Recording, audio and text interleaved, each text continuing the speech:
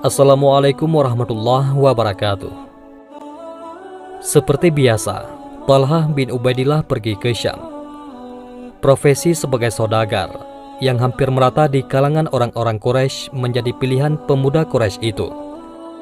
Bersama kafilah dagang lainnya, Talha berangkat. Meski masih muda, Talha punya kelebihan dalam strategi berdagang. Ia cerdik dan pintar, hingga dapat mengalahkan pedagang-pedagang lain yang lebih tua.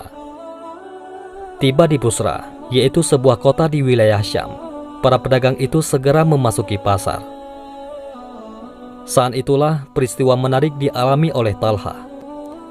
Bahkan peristiwa ini telah mengubah total garis hidupnya.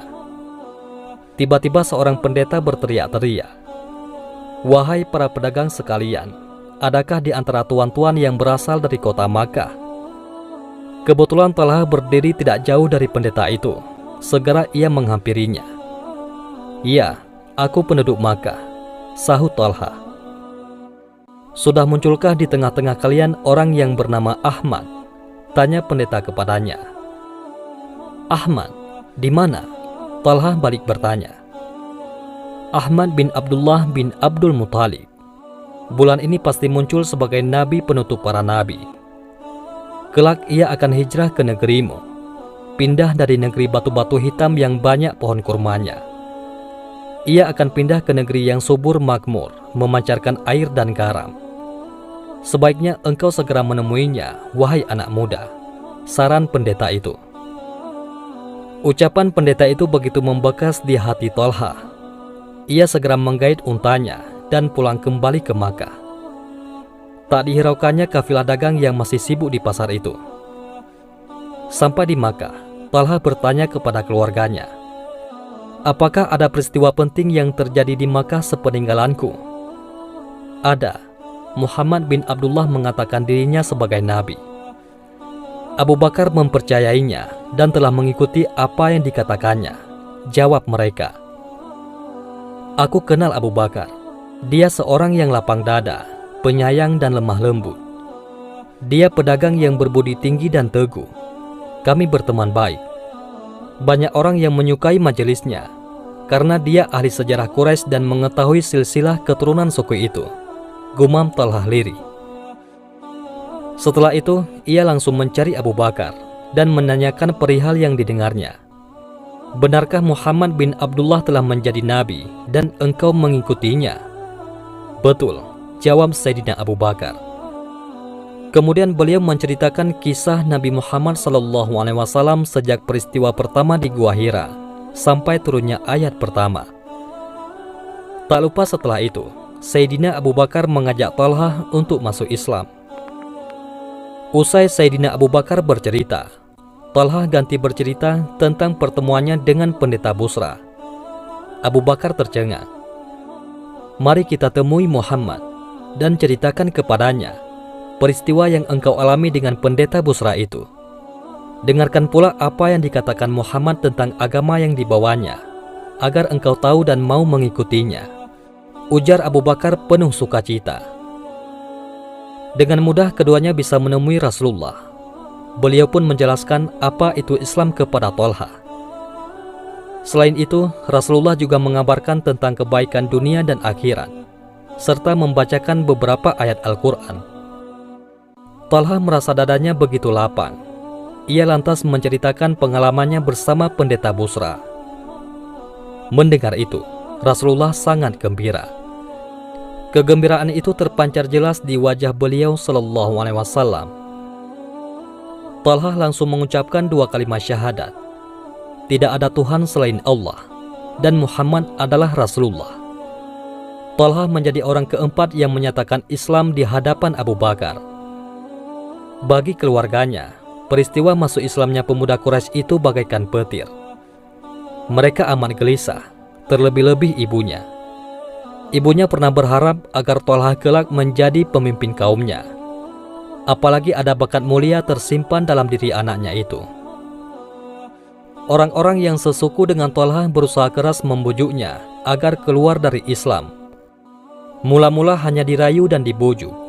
Namun pendirian Talha sangat kokoh bagaikan gunung karang. Setelah putus asa dengan cara lemah lembut, mereka akhirnya bertindak dengan kasar. Siksaan demi siksaan mulai mendera tubuh anak muda yang santun itu.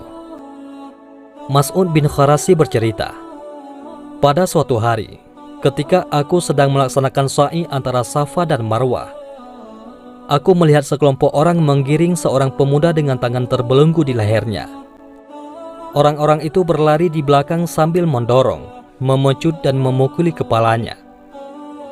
Di tengah kerumunan orang itu, ada seorang wanita lanjut usia yang terus berteriak mencaci maki pemuda di depannya. "Ada apa dengan pemuda itu?" tanya Mas'ud. Pemuda itu Talhah bin Ubaidillah. Dia telah keluar dari agama nenek moyangnya dan mengikuti Muhammad anak Bani Hashim, jawab mereka. Lalu siapa wanita itu? As-Sa'bah binti Al-Hadrami, yaitu ibu Talhah. Tak hanya itu yang dialami Talhah. Seorang laki-laki bernama Naufal bin Khuwailid yang dijuluki Singa Quraisy menerobos ke hadapan Talhah sambil menyeret Abu Bakar. Lelaki bengis itu lantas mengikat Abu Bakar dan Talhah menjadi satu. Keduanya didorong kepada algojo kafir. Mereka dipukuli sehingga luka dan darah mengalir dari tubuh keduanya. Sejak saat itu, Talhah dan Abu Bakar digelari oleh kaum muslimin dengan Al-Qarinain atau sepasang sahabat yang terikat. Hari-hari berjalan terus, peristiwa-peristiwa sambung menyambung. Cobaan yang dialami Talhah bukannya surut, justru makin besar. Tetapi bakti dan perjuangannya menegakkan Islam dan membela kaum muslimin makin besar, sehingga banyak gelar dan sebutan yang didapatnya. Salah satunya adalah Aisyahidul Hayy atau syahid yang hidup. Julukan ini diperolehnya dalam perang Uhud. Saat itu barisan kaum muslimin terpecah belah dan kocar-kacir di sisi Rasulullah. Yang tersisa di dekat beliau hanya 11 orang Ansar dan Talhah dari Muhajirin. Rasulullah dan orang-orang yang mengawal beliau naik ke bukit, tapi dihadang oleh kaum musyrikin. Siapa yang berani melawan mereka, dia akan menjadi temanku kelak di surga, seru Rasulullah Shallallahu Alaihi Wasallam. Saya, wahai Rasulullah, jawab Talhah. Tidak, jangan engkau. Engkau harus tetap di tempatmu, jawab Rasulullah. Saya, wahai Rasulullah, kata seorang prajurit dari Ansar. Ya, majulah, kata Rasulullah. Prajurit Ansar itu maju melawan prajurit kafir yang ingin membunuh Rasulullah. Pertempuran yang tak seimbang itu telah mengantarkannya menemui kesyahidan. Rasulullah terus naik, tetapi dihadang lagi oleh tentara musyrikin. Siapa yang berani melawan mereka ini? Seru Rasulullah lagi. Saya, wahai Rasulullah, kata Talhah mendahului yang lain. Jangan, engkau tetaplah di tempatmu, cegah Rasulullah Shallallahu Alaihi Wasallam. Lalu seorang prajurit Ansar menggantinya. Ia pun gugur menyusul sahabatnya. Demikian seterusnya. Setiap kali Rasulullah meminta para sahabat untuk melawan orang-orang kafir itu, selalu Talhah mengajukan diri pertama kali. Tetapi senantiasa ditahan oleh Rasulullah dan diperintahkan tetap di tempat. Sampai 11 prajurit Ansar itu gugur menemui syahid, dan tinggal Talhah sendiri bersama Rasulullah. Saat itu Rasulullah berkata kepada Talhah, sekarang engkau wahai Talhah. Talhah maju menerkam musuh dan menghalau mereka sekuat tenaga, agar jangan sampai menghampiri Rasulullah. Kemudian Talhah kembali ke dekat Rasulullah dan menaikkannya sedikit ke bukit. Disandarkannya tubuh Rasulullah yang mulia. Gigi taringnya patah, kening dan bibirnya sobek. Darah mengucur dari muka beliau. Sesudah itu Talhah kembali menyerang, sehingga berhasil mengusir dan menewaskan beberapa orang kafir itu. Saat itu, Abu Bakar dan Abu Ubaidah bin Jarrah berada agak jauh dari Rasul. Tak berapa lama keduanya menemui Rasulullah. Tinggalkan aku, bantulah Talhah, kawan kalian, seru Rasulullah. Keduanya bergegas mencari Talhah. Ketika ditemukan, Talhah dalam keadaan pingsan. Badannya berlumur darah yang segar. Tak kurang dari 79 luka bekas tebasan pedang, tusukan lembing, dan lemparan panah memenuhi tubuhnya, Pergelangan tangannya putus sebelah. Mereka mengira Talha sudah gugur, ternyata masih hidup. Karena itulah ia diberi gelar syahid yang hidup. Gelar itu diberikan Rasulullah melalui sabdanya, "Siapa yang ingin melihat orang berjalan di muka bumi sesudah mengalami kematiannya, lihatlah Talha."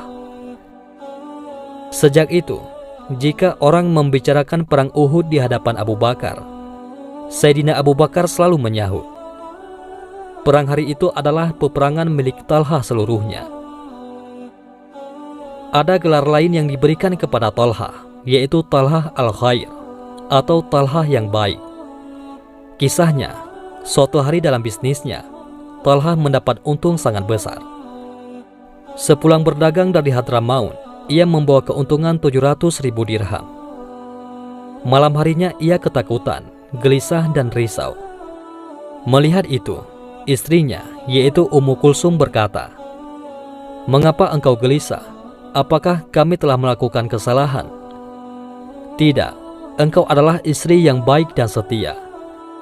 Tapi ada yang mengganggu pikiranku sejak semalam. Pikiran seorang hamba kepada Rabb-Nya. Ia mau tidur, sedang hartanya masih menumpuk di rumahnya," jawab Talha. "Mengapa engkau risau? Bukankah banyak yang membutuhkan pertolongan engkau? Besok pagi, bagikan uang itu kepada mereka. Semoga Allah merahmatimu. Sungguh engkau wanita yang mendapat taufik Allah," sahut Talha dengan bahagia. Esoknya, ketika hari masih pagi, uang-uang itu telah masuk di pundi-pundi.